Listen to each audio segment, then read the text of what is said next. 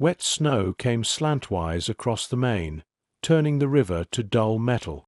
From the Fintecker's glass box in Ostend, under the shadow of the ECB, Layla watched the flakes and tried not to open the queue of alerts.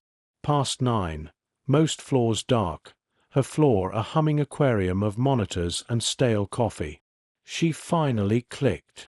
40-odd transfers, all under thresholds, all cleared by exception code 7F, routed through a shell called Feeder GmbH to a feel-good charity, Waldkinder e.V., which ran daycares in West End. The pattern wasn't dramatic. It was neat. Whoever designed it hid money inside a story people wanted to believe. At lunch her colleague had warned her, "Don't dig, Ledge. This one's political." She sent the report anyway. Minutes later, "Your report has been closed by Hartmann. No further action." Like a hand on her wrist. "Not your lane." Her phone buzzed. Jonas. He never called at night. "You're still at the office," he said. "Can you meet me? Hafen Park. 10 minutes. The skate park? It's snowing." 10, he said, and hung up. She went down Hanauer Landstrasse, the cold biting at the back of her throat. Hafen Park's ramps wore a thin crust. Floodlights pushed the snow sideways. Jonas stood by the graffiti wall in a wool coat that was never warm enough. He hosted a small podcast about things people would rather ignore, and had a gift for making danger sound like homework. "This isn't for an episode," he said, rummaging in his bag. "If I don't text by midnight, send this to my editor. Use the Proton address." He pressed a USB in a sandwich bag into her palm. "What is it?" "Proof. About that charity, the family office behind it, and why your alerts keep dying." He went still. 2 men entered from the river path, one in a knit cap, one with a pale-heeled cut along his jaw. A third pretended to check his phone at the top of the bowl.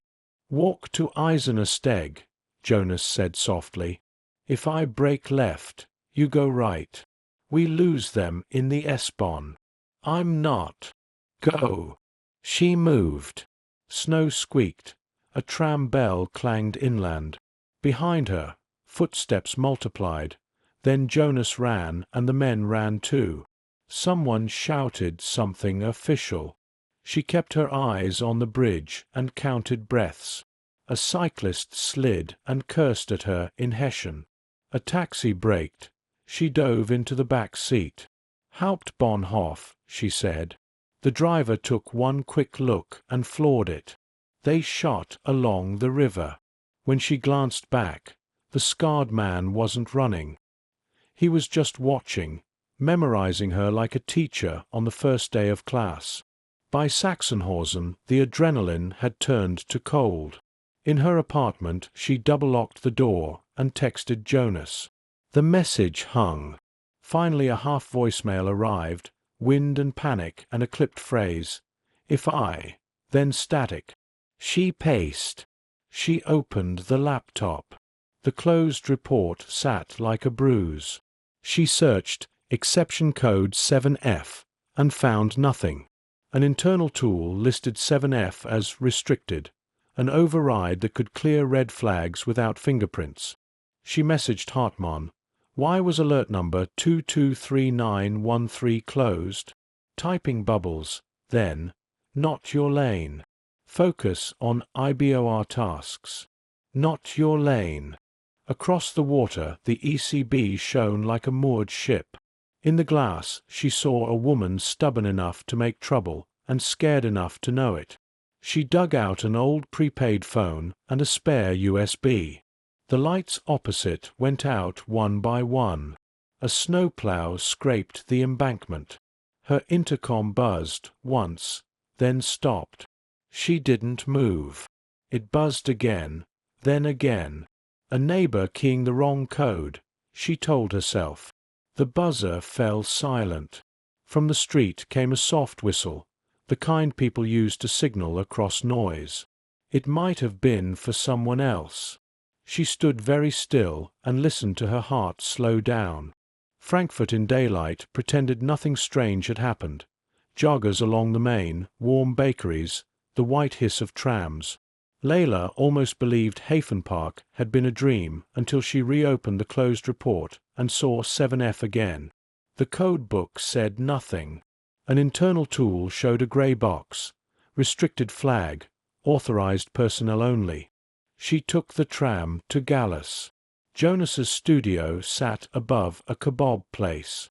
The door was ajar. Inside, cables were snipped clean, cameras gone, drawers overturned. It didn't look ransacked. It looked cleaned with purpose. On the corkboard, a page in block letters, slightly shaky. Stop looking at Zoe.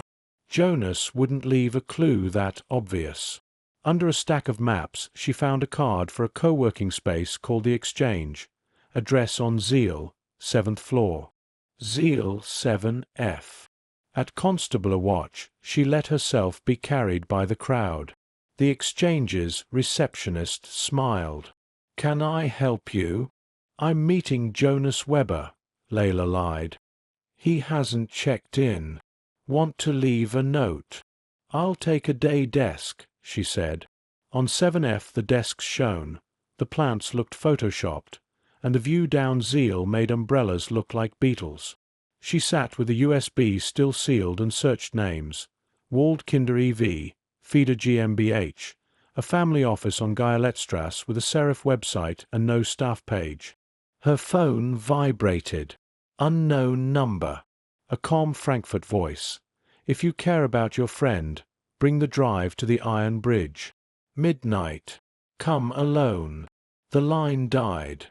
She unplugged the laptop she hadn't plugged in. In the elevator, a man in a grey coat stared at his shoes. When the doors opened, he followed her to the street, then turned right as she turned left.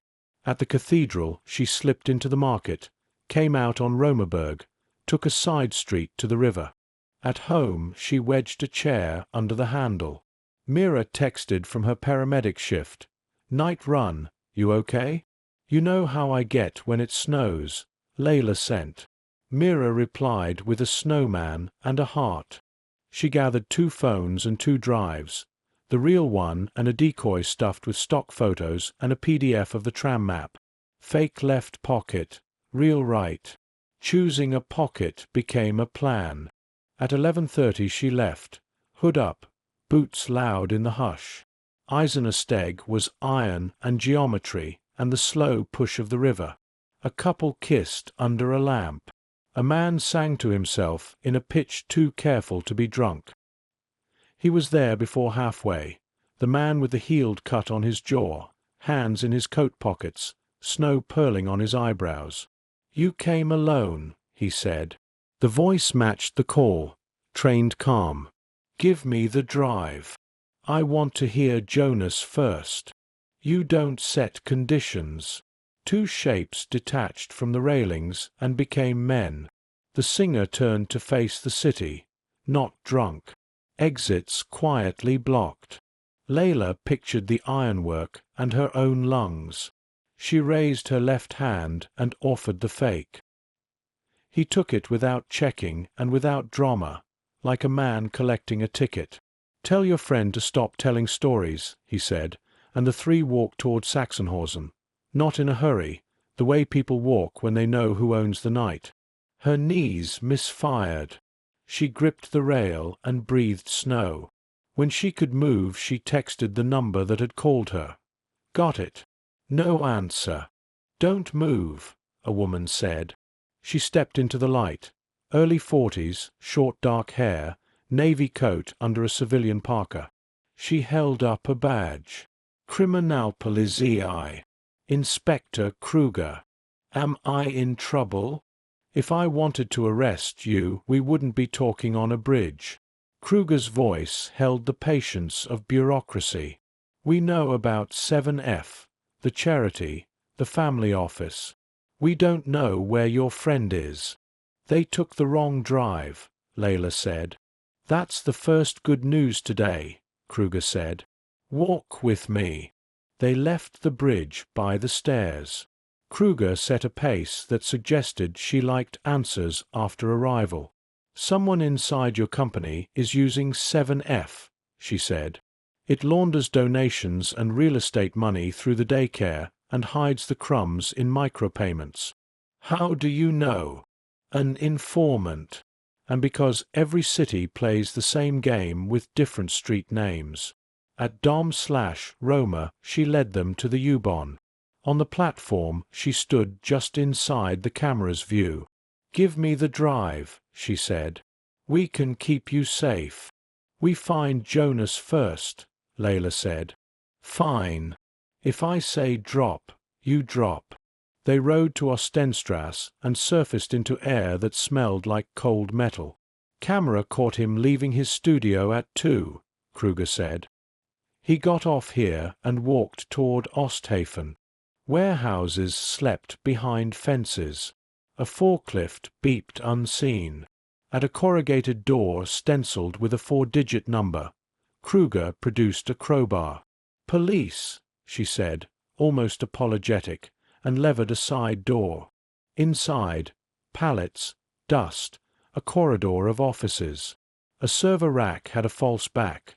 Behind it, a small room glowed with the steady blue of machines. "Jonas," Layla whispered. The lights snapped off. Something hit the floor. "Hands where I can see them," a calm voice said, the phone voice. Beams jittered. "We have two," another voice answered. Kruger squeezed Layla's wrist. "Drop," and let go. Layla slid a hand into her right pocket, hooked the real USB, and stayed still. Light found their faces. The man with the healed cut stood in the doorway, turning his features pale. Beside him, the big-shouldered one, and a third whose mouth had forgotten how to smile.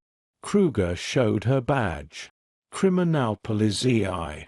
"Step back." The scarred man studied Layla, not the badge. "We told you to come alone." To Kruger, "You're out of your jurisdiction." "That's not how jurisdiction works," Kruger said, shifting her coat to show a pistol grip. "Turn around." Hands against the wall. The men began to comply. Then the scarred one rolled his shoulder, knocked the crowbar away. The third moved like a door slamming. Her pistol clattered. Suddenly, Layla was the only person not struggling. He didn't come for her. He picked up the badge, peered at it, and pinned Kruger with a knee. "This ID expired 2 years ago," he said evenly.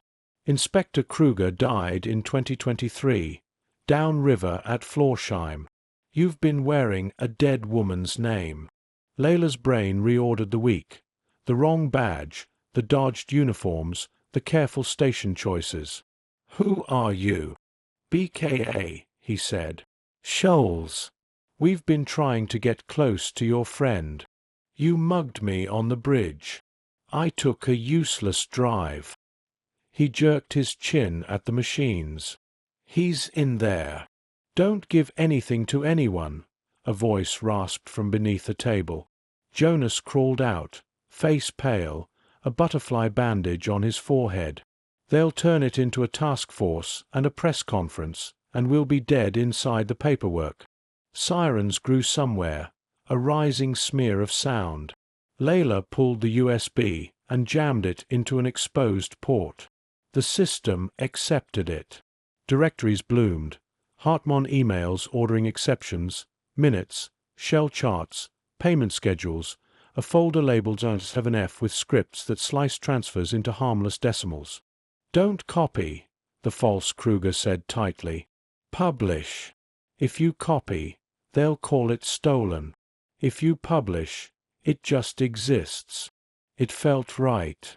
Layla opened anonymous drops, public ledgers, Jonas's unattended podcast feed, and dragged the folder into every window. Progress bars rose. Blue lights smeared the wall. Uniforms shouted. A paramedic's kit snapped open. Jonas squeezed Layla's wrist. You did it, he said, though she felt like she had only pulled a pin, and now a machine would decide whether to stop or keep going. Scholes holstered his weapon. You'll give statements, he said. You'll hate it. Blue strobed across corrugated walls. Uniforms flowed in with brisk voices. The woman who had called herself Kruger watched with polite boredom. Scholes's team cuffed her and the big man and sealed the room. Outside, snow made the port soundproof. In an ambulance bay Jonas sat on a folding chair with a blanket, refusing the stretcher. A paramedic dabbed his forehead. When she looked up, Layla recognized her. Mira called in at the end of a long shift. You again, Mira said.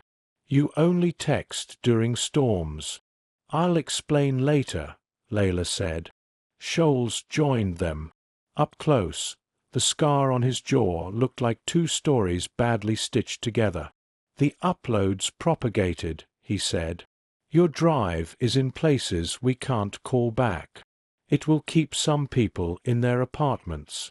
And Hartmann, on leave by morning. He glanced at Jonas. You could have come to us. I tried, Jonas said. You sent a guy with lemon cleaner. A judge will decide what's admissible, Scholes said. I wanted something that couldn't be buried by a phone call. He nodded at Layla. You did that. Statements took hours. At dawn Layla slept in strips and woke to headlines and meetings. Alleged scheme oversight. A law firm. Hartmann gone from the website. In the office, people avoided her eyes. Hannah left a sticky note, coffee, which Layla kept and didn't answer. Jonas released an episode with no narration. Server hum, keyboards, her breath slowing on the bridge. It climbed the charts. Strangers emailed bravery. She answered none. Sometimes she thought she saw the woman from the warehouse. A different coat, the same posture, and a small cold tide ran through her. Nothing happened. A week later an envelope waited on her doormat. Inside lay her expired visitor badge from the exchange and a card in tidy handwriting. Not everyone who follows is behind you. Sometimes they're in front, clearing a path you won't see until you've passed it. Courts froze the family office's accounts. Change was measured by what didn't happen. No eviction notices on Fridays, no midnight exceptions, no more 7F. One evening she met Jonas by the river. I'm leaving the company, she said. Stay in Frankfurt, he said. You like cities that argue with themselves. They walked. Scholes, she asked. Do you trust him? He didn't arrest me. He kicked a lump of snow. Before the lights went out, the fake Kruger said there was a second trigger. If the uploads failed, the buildings would be sold to a trust. The agent is a woman with a different badge. Layla pictured the tidy handwriting. The note could have come from anyone trying to seem enigmatic, or it could have been a warning that didn't know how to be direct. Farther along the quay a man bought a coffee and didn't look at them.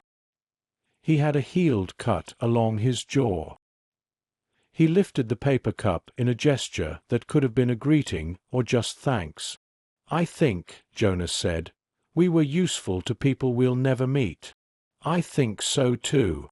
That night she set the blank decoy USB on her desk beside the card. The city hummed, trams, planes banking over the river, bicycles clicking by. She watched until the feeling returned, that the balance could tilt either way for reasons you never see. Weeks later, a neighbor in West End taped a note in the lobby. Thank you whoever you are.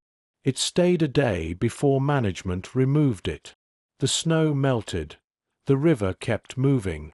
On her way to the tram, she checked the mailbox. Another envelope waited, same tidy hand. Inside, a stainless steel key blank.